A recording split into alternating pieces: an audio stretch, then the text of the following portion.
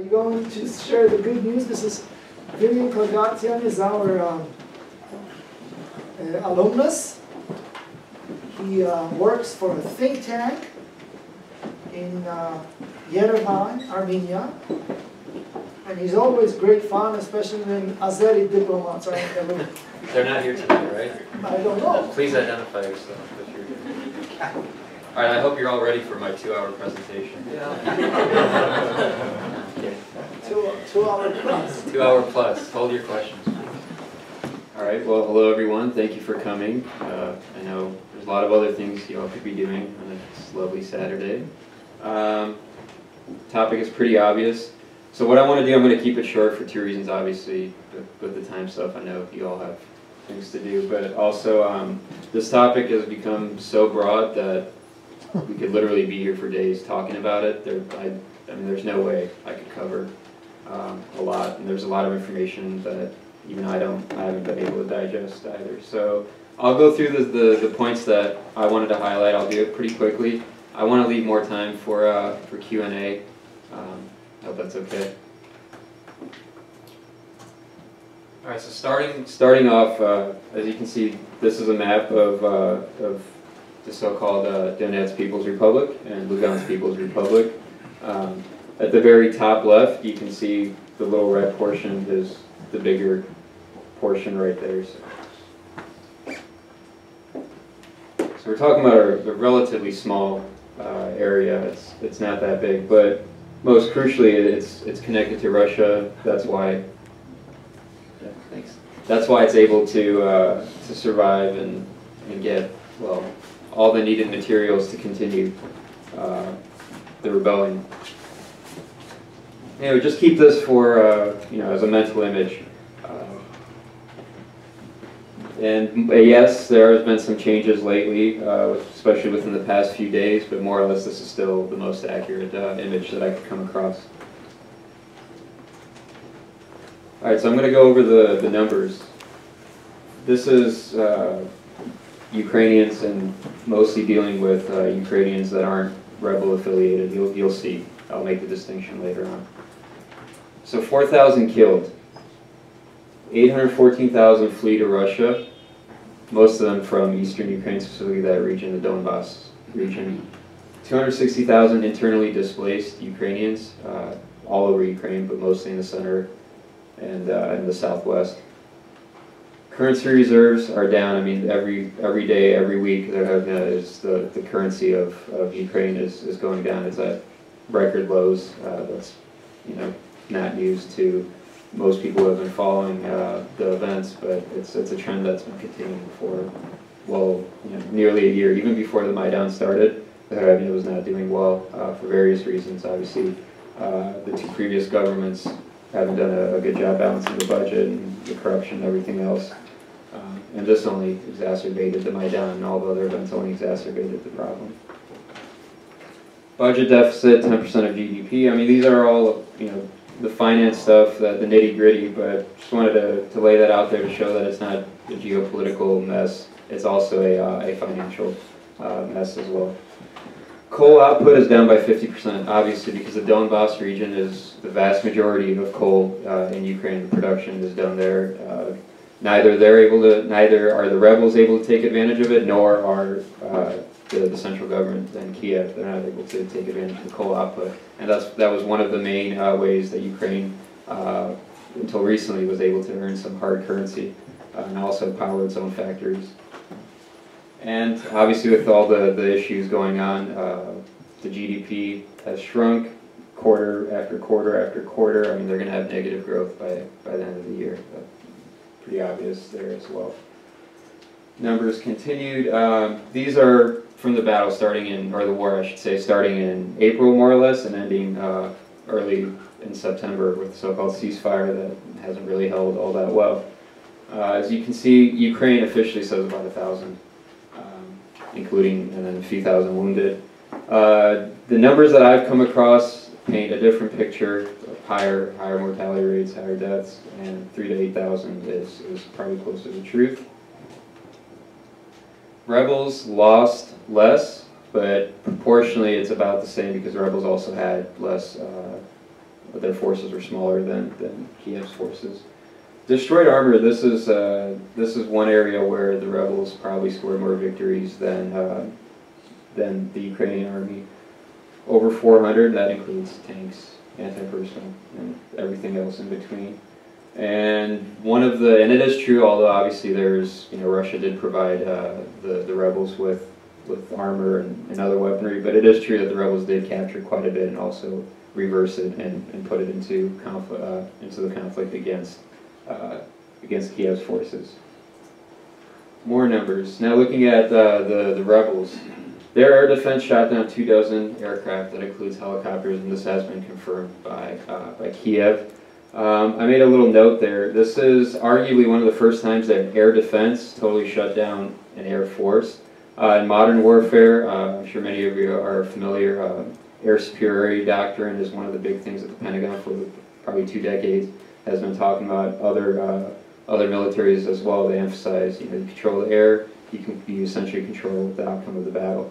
Here's an example where more or less, yes, that was true, but the defending side was able to dictate the pace.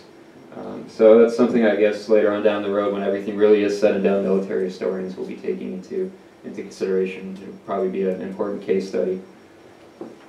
The Coast Guard vessels, I'm sure probably many of you remember right around March when Crimea was broken away and then Russia was about to hold a referendum. Right before they actually were annexed by Russia, there was I think he was a vice admiral, he decided, no, I'm staying with Crimea, I'm going to join the Russian forces. So this doesn't include, this isn't part of that, but I didn't include that, but that is another aspect of the Russians and the rebels getting materials, getting arms from the Ukrainian forces, including the Navy. This is another photo. I found this on a Russian source. So the boiler is the name that they gave that little portion right there, squeezed between the big yellow part that the Ukrainian forces, and then obviously the green is Russia. This was a huge tactical mistake by the Ukrainian military. In their rush to get rid of the rebels, they essentially got their forces pinned between Russia and between rebel forces. And the nickname that was given to it was the boiler, because literally they were, there's some gruesome videos that you can find on YouTube where they show the charred remains of Ukrainian soldiers after pinpoint strikes by Grad rockets and other pieces of artillery. So that was a nickname that was given particularly by the Russian press, the boiler, because it was so hot. Anyway, this was part of what ultimately influenced Poroshenko's government to negotiate, to at least alleviate some of the death, because there was up to 10,000 soldiers that were still trapped in the area when late August and September came around. All right, stakeholders, pretty obvious. I'm going to go through really quickly with each one. Obviously, the official government in Kiev, they're a stakeholder. The rebels, Russia, EU, US, NATO. It's obvious that the Kiev government wants to restore its territorial integrity. They want to have the only force, only military on their own territory. They want to get rid of any, Russians working covertly or just out in the open, whether they're volunteers or with the Russian security apparatus or even the military. All that is fairly obvious. The other aspect of it, though, is the economy that I mentioned earlier. Their economy isn't free fall. They need to get not only stabilize their currency, but they're in desperate need of loans from the IMF, from the United States, from EU. So they need to secure a lifeline, an economic lifeline, especially since, as I mentioned earlier, the Donbass region, which is a pretty big component of their economy previously, is not accessible to them anymore. And the gas, that's something that's been a contentious issue between Russia and Ukraine for at least a decade now. They need to, I think most of you probably saw in the news, Ukraine did make a partial payment, about 40% of the prepayment, and also some of the money that Russia says, or Gazprom specifically says that Ukraine still, Naftogaz, Ukraine's national company, still owes them. They're still negotiating to get the rest. But the hope is that they will have enough gas to get by for winter, and subsequently the Europeans won't have to worry about Ukraine siphoning off any gas, because that is a real worry of the Europeans. And again, keep Russia away, the West near, at least as long as this current government is in power. That's going to be their ultimate focus. The rebels consolidate what they've got. Their borders that they have now, yes, it's nice. The portion that obviously touches Russia, that they can go back and forth through, resupply, and all of that. But it doesn't make sense from a strategic point of view. There's a lot of areas that they're kind of more or less surrounded by government forces, and vice versa. They don't have full control of important seaports. Mariupol was one of the ones that they were fighting for right before the ceasefire happened, and that's another area that they probably will go after. That's right on the Black Sea. They'll of course use that to ship goods in and out. I believe that that they haven't fully, as much as especially in the West, the media says that Russia's 100% behind the rebels. I don't think they actually have Russia's support 100% in the sense of Russia giving them everything they need. Russia is using them for its own ends, but ultimately Russia isn't going to give official recognition to them. Russia isn't just going to give them any weapons that they want, and Russia is going to use them if it can get better deal from the government in Kiev or from the West in general. So essentially it's just another pawn or another tool in Russia's toolkit.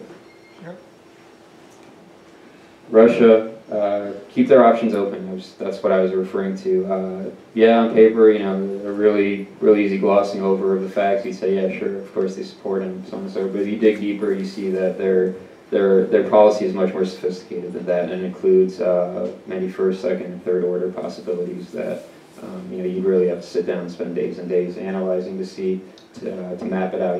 Kind of like a game theory scenario. Or something similar to that. Ultimately, Ukraine, the red line for them, they've said it again and again and again, not just Putin, but other officials, Ukraine cannot join NATO.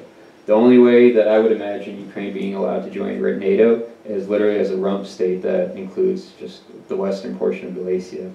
That's about it. And even then, I don't think they'd be okay with that, but they will go to any lengths to prevent Ukraine joining NATO. And frankly, it's not on the table. There's several countries, Germany being at the forefront, but also Spain and Italy, who are absolutely opposed to not only letting Ukraine into NATO, but also Georgia. So it's not a realistic possibility, but even if it's 20 years away, it's still a threat that Moscow can't have. Transit state. They've had issues for, like I said, 10 years. Nord Stream is upline. That's what provides a majority of Germany's gas to them that goes under the Baltic Sea. That's been online, operational for a few years now. South Stream is the big one that's going to go through the Black Sea, and NATO partner, NATO member, Turkey actually was lobbied hard to not allow the gas pipeline to go through its portion of the Black Sea, its exclusive economic zone, but because of their closer ties with the Russian Federation and some other issues, they let that go through. So now the South Stream process is stuck because the EU has a third energy package, which part of it says that a gas seller can't also own the pipelines. So now it's gone to court. There's a lot of southeastern European countries that are behind the Russians, behind Gazprom. The most adamant for this push is Viktor Orban's government, the Hungarian government. In fact, they've been chastised by both Brussels and DC. But I think Orban is going to stick to his guns. But we'll see. Anyway, that's just a little background information, so you all know that the gas issue isn't just Russia and Ukraine. It's a whole host of other countries that are involved. The last point is one that maybe during Q&A we can discuss some more, because ultimately the Ukraine issue isn't just about what Ukrainians want, east or west. The much bigger issue, and I certainly connected with what we're seeing with ISIS and reshaping the Middle East, what we saw with Syria last year with the talk of red lines and bombing it and not, with what we're seeing in the South China Sea, with what we're seeing in the BRICS creating a bank, that's Brazil, Russia, India, China, South Africa. Essentially, Russia is at the forefront of trying to establish a post-Bretton Woods multipolar world order, and although Ukraine has been an issue for them, like I said, for quite some time, now it's become part of a wider wider strategy of them to keep the West off balance, and vice versa. It's certainly not just Russia. The United States primarily, of course, wants to keep its dominant position in the world system. European Union, they're the ones that, last year I gave a presentation, literally a day before Yanukovych said, no, we're going to halt. We're going to take some time before signing the association agreement. And I wasn't happy with the European Union last year, and I'm not happy with the European Union this year.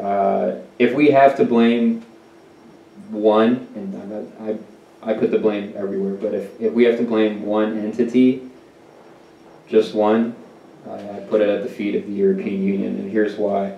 Some of you may or may not be aware, Russia did offer the Ukrainians, yes, it did use bullying tactics, you know, checkpoints were disrupted last August 2013 and everything else. So it was pressuring Ukraine, true.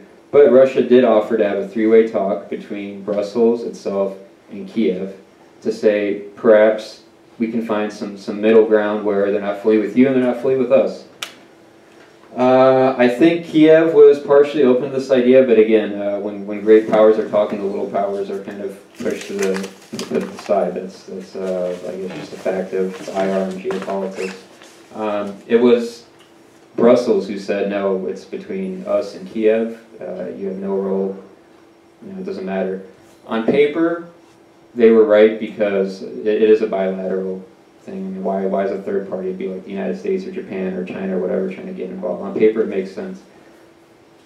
But you would think that the 27 members that make up the EU, there'd be at least one or two diplomats that would understand the nuances of the region, the history, and everything else that goes with that, and might have made some kind of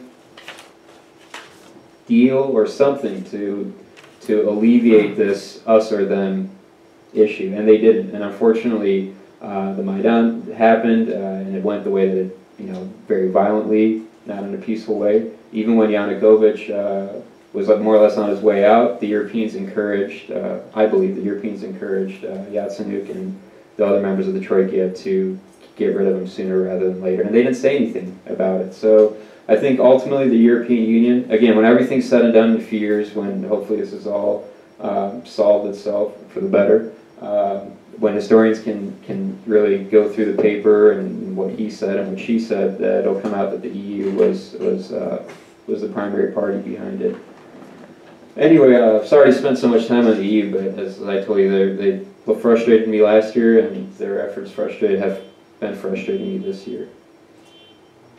The U.S., tying this in with Russia trying to change the global order, obviously the United States wants to check Russian power and ideally weaken Russian power. For the United States, the ultimate goal still is, but definitely in the 90s, was to have Russia part of the Western system, but on its own terms. Which, if Russia were a smaller country, if Russia didn't have the history that it had, the mentality that comes with that, it might have been doable. You could have absorbed them into the system. But when you get somebody like Putin, who, for better or worse, has a strategic vision, has the resources and the capability that comes with it to back up his vision, it becomes very, very, very difficult to talk to Russia in a way that then they feel that they are the inferior party. Whether you want to call it a complex or something else, Russia expects the United States to talk to it as an equal, and I think that it might sound like a cliche statement, but I really think the pride is definitely involved in there. And that's one thing that the United States, I don't know if they've still realized it or not, but Russia is very serious about that. And part of weakening Russia is drawing Ukraine into Euro-Atlantic paradigm that was established after Bretton Woods and definitely after NATO. And breaking the Russian energy dominance of the EU market. That's been a goal since, I don't know if any of you know her, name's Fiona Hill. She wrote a paper in the Clinton administration, I want to say it was somewhere between 93 and 96, as a policy paper. She essentially talked about how Russia can't be allowed to monopolize the gas market and any other energy market, and how the United States has a strategic stake in keeping this from occurring. Part of the strategic stake being they didn't want European, which has partially happened, they didn't want European partners to then, especially the business partners, to align with Russia. If you look at Germany, the German elite is kind of divided. Those on the purely business end, they are very much so against the sanctions. Those on someone on the political end they're going along with it. Yeah, they don't like what Russia did, but at the same time, you know, they're not 100% committed to other, like our partners in the Baltic states and Poland, for example, who, you know, have lived through several versions of these events and know more or less with whom they're dealing with. Not the same with our Western European partners, which includes Germany being the dominant European power. NATO, until recently I was of the opinion that NATO had really run out of it. Its core mission had been filled when the Soviet Union collapsed and didn't really have anything. That's why it was in Afghanistan and then Libya, and then we saw with Libya, the United States is leading from behind. Nothing gets done. We still ended up doing the heavy lifting. So this has really rejuvenated their mission, their reason for existence. And, you know, it has positive functions in that NATO has played an important role in cementing the European alliance in the Canadian and the United States with our European partners, the Euro-Atlantic world. It's one of the pillars of that. So now, you know, they've got a legitimate reason to have their office open and do everything that they do. Bridge the divide, what I meant with that is old Europe and new Europe, the phrase that Donald Rumsfeld used right after the invasion of Iraq in 2003. I mean, that's true today as it was true then. There really is strategic differences between Western European allies and Eastern European allies, and they know it, and we know it. And the Wales Summit is a perfect example. You had states, again, on the east that were very much for creating the Rapid Reaction Force, about 4,400 soldiers that would be stationed in Eastern Europe. And then you had some countries like Italy that were kind of lukewarm about it, and they couldn't even agree on increasing their spending. After everything that's happened in the last, you know, in the last 9 months at that time, they still couldn't agree to raise their military spending. So again, that was mostly the Western Europeans. And then I mentioned the 4,000 rapid reaction and the rotation of ships. There's a 21-day limit if you don't border the Montreal Convention assigned in 20s. If you don't border the Black Sea, you can't keep your naval forces there for longer than 21 days. So NATO's kind of circumvented that by sending a different member country's ship there to keep an eye on Crimea and Russia and what they're doing, and also reassure our allies in the Black Sea. Information, disinformation. This is a topic that, again, you can spend so much time on. I was amazed with the amount of definitely disinformation that was found both in the Western press and in the Russian press. Sensationalizing everything. You know, someone tweets something, it's news. I mean, 10 years ago even, that would have no editor would have gone with that. But now I guess that's okay. Name calling, whatever you think of Putin, I think it's intellectually lazy to compare him to Hitler, to compare him to Stalin. I mean, one would think that there's a better way to analyze the man, but that's the other thing. And of course, on the Russian side, anybody who's opposing Russia must be a fascist or a neo-fascist or whatever. It's just, again, it's way too black and white, and unfortunately, some people fall for it. Cherry picking the facts. This ties in with the sensationalism stuff. Someone tweets something, they only show maybe part of the photo, or they're showing something, but they're not, it's a photo of tanks crossing a border, but it doesn't show you, exactly where the border was, so it lets you kind of run with it. Omitting minor details. So I'll give you examples from both, to be fair. When MH17 crashed and all the bodies were scattered, all over the field, some Western media had photos of the rebels going through, and they labeled it that they're pillaging their stuff and they're just taking their money and valuables. In reality, that's not what they were doing. They were actually checking for identification, because they had been asked not only by Moscow by covert channels, but also by the international media to see who exactly was on there, who was on this plane, and all that. All the information that would entail. But that wasn't covered. On the Russian side, there was a mass grave that they found. They right away pointed the finger and said, well, look, these are atrocities that Kiev's forces did. The OSCE went in, did an investigation. They said, no, it's not the case. It's not, they didn't do it. Again, the Russian media didn't talk about that. Of course, they just let that story die. And same thing with the Western media. That story about them just robbing the dead bodies. A lot of people that read that probably that's all they know. So it's sad, but not really. I mean, if you look at it, in the wider picture, this is ultimately a East versus West, or Russia versus U.S. thing, and they can't go to physical, conflict. So it's all asymmetrical, and information wars and psychological wars is all part of that. Is Ukraine better off? Well, the economy is in shambles. Energy security is at risk. They don't know if they're going to survive the winter or not. The country is divided. Oligarchs replace oligarchs. And West provides words, but no deeds. Poroshenko came here again in September, gave an awesome speech at the Hill, was asking for money, again, mentioned why they need the money. I think we offered $53 million. That's a lot of money for you and I, but $53 million by some estimates is roughly 9 days of their, what they were labeled it as their anti-terrorist operation. 9 days, $53 million. So that's nothing. And it's not just the United States, the Europeans are even worse. The IMF I can kind of understand because they've got strict guidelines. They can't make an exception for Ukraine. Because something else happens, they're going to have to make an exception.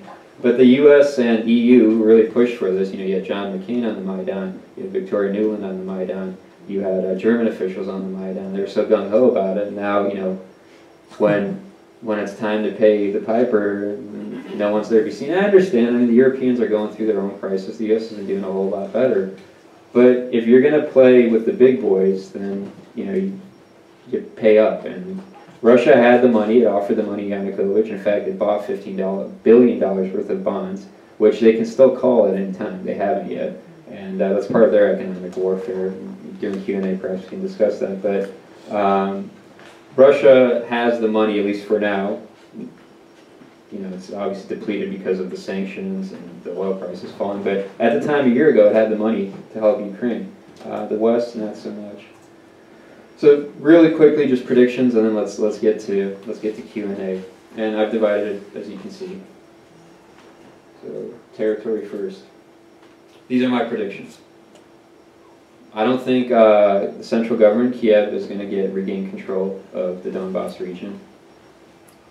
I think it's already a frozen conflict-ish. I think after another round of fighting, which I think there will be another round of fighting, it'll become another Abkhazia or South Ossetia or any of the frozen conflicts that we're familiar with in the post-Soviet zone. Federalization is another option that could happen. That's the only way that I could really see Moscow kind of agreeing to then just totally ditch the Donbass area. But even then, I don't think they. There's so much bad blood between what happened. I don't think they would trust the Ukrainians and vice versa. Politics and democracy. I think it's safe to say it's common sense that if you're hungry, if you don't have a job, if you don't know where you're going to make a living, you're probably not thinking about the more loftier things in life, such as one person, one vote, and all these other things. You will eventually riot. You will eventually take things into your own hand. If the economy stabilizes, if after stabilization it shows growth, then democracy can really thrive in Ukraine. It won't be easy even after that because Ukraine doesn't have, it's not like the Baltic countries that had some years of experience of democracy. Ukraine doesn't really have that experience. It doesn't have that institutional background. So it's a tough challenge, and it's not only Ukraine. There's dozens and dozens of countries all over the world who are in the same boat. And unfortunately, Ukraine is stuck between a rock and a hard place. If not, then a plutocracy will remain. Ukraine has been an effective plutocracy since day one of independence. This whole notion of pro-Russian or pro-Western, that's a facade that the oligarchs put on themselves when it's convenient. Poroshenko was in the Yanukovych government. He didn't leave the Yanukovych government because he disagreed with the corruption and everything else, although now he'll tell you that. He left it because he had a falling out with Yanukovych, because Yanukovych and his son ticked off a lot of other oligarchs because they started cutting into those oligarchs' shares. Everybody had an agreement. This is my turf. This is my industry. The sugar industry is mine. This city, Kharkiv, is mine. Odessa is mine.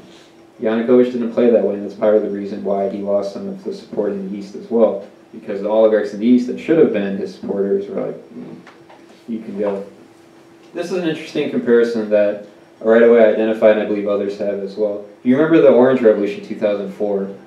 Yeah, everybody had great hopes. Obviously, we know what happened. It didn't work out. Poroshenko and Yatsenyuk are, comparing them to Yushchenko and Timoshenko. Yushchenko became the president. He was the one that won the elections in 2004, though they claim Yanukovych won. Orange Revolution happened. Yushchenko took power. He was almost killed. The FSB tried to poison him, but he survived. Anyway, soon after 2004, he had a falling out with Yulia Tymoshenko. For some reason, which I don't really want to get into, and it's again purely speculation, Tymoshenko became a golden girl for Western media. When she was in jail, and she should have been in jail, although yes, it was also politically motivated. Yanukovych wanted to get rid of her, but she did commit crimes both in the 90s, and while she was in office, she did some things that she shouldn't have done.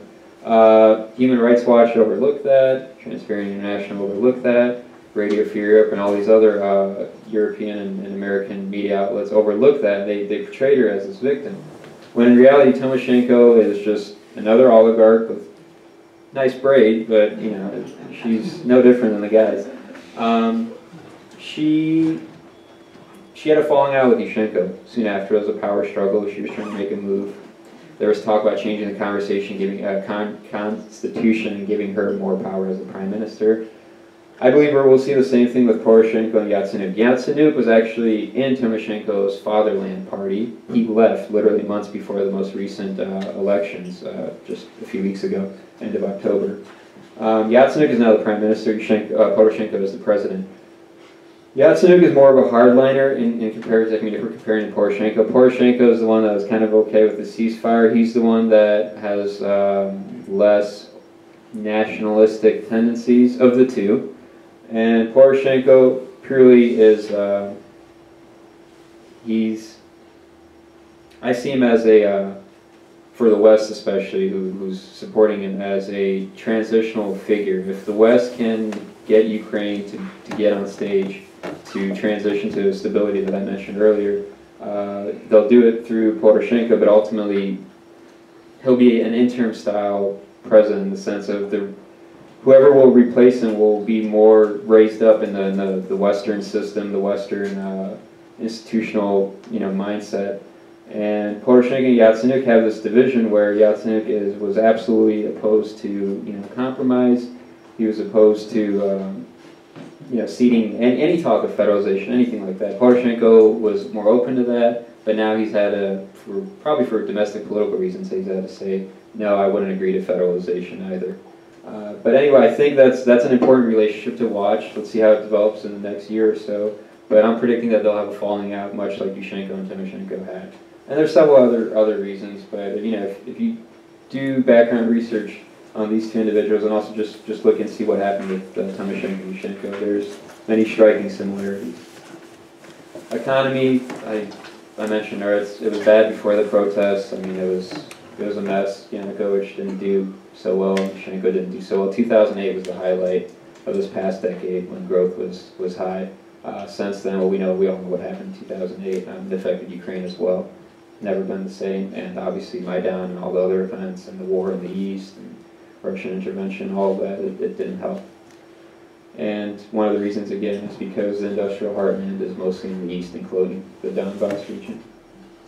Geopolitics. Russia and the West are not going anywhere. EU has a lot of issues. It may or may not collapse or reform in a different way with the more successful countries, specifically Northern Europe and Western Europe, sticking together, and the so-called pigs, Portugal, Italy, Ireland, Greece, and Spain kind of being shown the door. But one way or another, its neighbors aren't going to go anywhere. Ukraine will have to deal with the Poles. Ukraine will have to deal with the Germans. Ukraine will have to deal with the Slovaks and the British and the Americans. All of them, they're not going away. The same thing with the Russians and the Belarusians and Turkey and all of its other neighbors. Ukraine must become, I believe, a transit country. And I don't think it should move in either direction. I think it should try to adapt something similar to what Switzerland has, where it can make the best of both worlds. But it cannot do that even if it wanted to do that, because both Russia and the West have to say yes. It's unfortunate that an outside country has to dictate their future, but that's the reality of geopolitics. It essentially dictates your fate. Again, as I mentioned earlier, fighting is likely to resume for the reasons that I said. The borders that the Donbass militia controls doesn't make much sense. They'd like to expand, preferably to a port And Crimea is, Crimea is not going back to Ukraine. Crimea is gone. And frankly, that might be, in the long run, that might be better for them. Crimea consistently voted for Russia, for Russian-leaning politicians. Crimea consistently agitated to have the Black Sea fleets stationed in Sevastopol. You could argue that Crimea was a black horse, or I'm sorry, the Trojan horse within the Ukrainian parliament. Society. I have a good friend. She's from Lugansk in Eastern Europe. I'm sorry, in Eastern Ukraine, and we were talking. It is in Eastern Europe. Yeah. But I'm trying to be more specific. We were talking the other day, and she's not really too involved with politics, but obviously everything that's happened, her family is affected by it, and she lives here and hasn't been there for a number of years. But she was telling me that it's very dangerous, or she believes it's very dangerous for her family to be open about their more, I guess you could say, Russophilic feelings. That they're not considered real Ukrainians by those in the West, and this is just one person. It's just case study, but I believe there's definitely, if one individual is saying that, there's definitely others who fall in the same category. So that's what I mean by division. There is real division. There is real animosity between the East and the West. Those in the East, I think are going to have a tough time living with those in the West who they blame for shelling them and everything else. And likewise, those in the West and those in the East are either Russians or separatists who deserve what they got.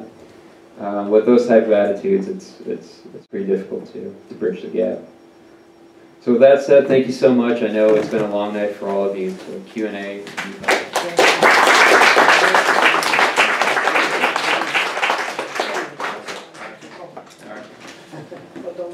I'll be great. Okay. Well, there are a few points I'd like to make very quickly. Why did the EU agree to Russia participate in negotiations with Ukraine? Well, it's obvious. They were bilateral negotiations with Ukraine, being an independent country, dealing with an entity called the EU. Had Russia been allowed to butt in, there wouldn't have been trilateral negotiations, there would have been bilateral negotiations between Moscow and Berlin. And in this instance, Brussels pretended it was not Berlin, so it didn't want to upset Kiev too much, or maybe the United States. And it skipped. Once again, in Ukraine, as confusing as it is, most of EU's Ostpolitik is made in Berlin. Now, the Germans didn't really know what they were up to, or what they were going to achieve in the Maidan. One thing you should be aware of: they pushed for a particular section of the political elite to win. It didn't win. It didn't win. So the pro-Germans are not in power. There are people who simply paint themselves, as Vilen said, to be anything you want them to be at the given moment. And they are oligarchs. Putin nailed it when he said that the Ukrainians changed thieves and bandits for bandits and thieves. It's really one group, most of those people. I'm not too optimistic about it. Now, there was a brilliant insight by Vilen. He said, Russia is too big. Were you suggesting a partition of Russia? When the Soviet Union imploded, certainly there were ideas like this. Cut it down to size, make it Muscovy, like it used to be. However, in this town in particular, there will be fierce resistance because of Mackinder. He who controls the geographic pivot of history controls the world. If we don't have control over the geographic pivot of history, the barbarians from the steppes will roll into Europe. That means China. So Russia in the Anglo-Saxon geopolitical imagination plays an indispensable, maybe even irreplaceable role. Yes, it terrorizes everybody, but not us in London and not us in Washington. Well, too bad for the Poles. The Ukrainians, well, who pays attention to the Ukrainians? But the geographic pivot of history is taken care of. So we cannot partition Russia. Hey, how about this idea of partitioning Ukraine with Poland? What came out first was that Comrade Zhirinovsky wanted the Poles to take back the pre-war territory of the Polish state. He's a Polish agent, everyone knows that. Yeah. He's of Polish descent. That would be a kiss of death for a variety of reasons. But whether Putin proposed that to Tusk is another story, but it wouldn't be out of character. Any subversive move is great, because we need, the Kremlin says, a multipolar world. And knocking Poland out of the alliance would be a coup. Which brings me to another point. Why do you, like Professor Norman Bailey, use the word coup to describe what transpired in Ukraine? But that'll be a question that I'll leave you to answer. Further, I'd like to dwell a little bit on disinformation. Yes, the Russian TV showed over and over again fake atrocities. I think the Ukrainians must have shot, Ukrainian nationalist government forces must have shot a few people. I'm not disputing that. But the ditches full of dead bodies you saw in Russia Today and in other Kremlin-driven media outlets, including in Germany, do you know where they came from? The wars in Chechnya. Yes. As far as the looting of the plane, I'm sorry to be Talmudic again and nitpicking, a Kalmyk volunteer with the rebels helped himself to a couple of suitcases, brought it home, and then put it on the Facebook. So yes, the looting did take place, not just looking for IDs, but hey, look at those shades I got from the Netherlands. Yes, so there was looting, but it's absolutely normal. That's what happens in war. There's breakdown of law and order. Property is never respected. So keep that in mind. Yes, there's a lot of disinformation and stuff. Some of it is true, though. Some of it is true. You mentioned that, and I agree with you, that the situation is very harsh in Ukraine, economic situation. You can see sex tourism streaming. It's going to be heaven like it was in the early 1990s. I think there was a division. The Emirates went to Minsk, and the Bangladeshis and Pakistanis went to Kiev. So yes, it's going to be a lot of fun for some people, and it'll be extremely hard come winter for most Ukrainians. And the people will get even more angry than they already are. Ladies and gentlemen, here's my question. Who's got the guns? The people with the guns are not the ones who got the vote. And somebody said to me, oh, what are you worried about? The Ukrainian people basically voted for mainstream parties. I mean, yes, there were some Svoboda infiltrators in some opponents of Lvov, and there is one party that's actually avowedly nationalist radical. But look at all the national right sector, all the ultra-nationalist Banderite orientations. They didn't do so well in the elections. Yes. But guess what? The Azov battalion boys running around with swastikas on their helmets, I don't like. They are the guys who will be angry. They were the guys on the Maidan. For them it was not a coup. It was a national revolution. A coup is what can describe the palace shenanigans between the oligarchs. But what happened on the street was very real and it was very hardcore. Before they just had sticks and stones, now they have AK-47s and machine guns.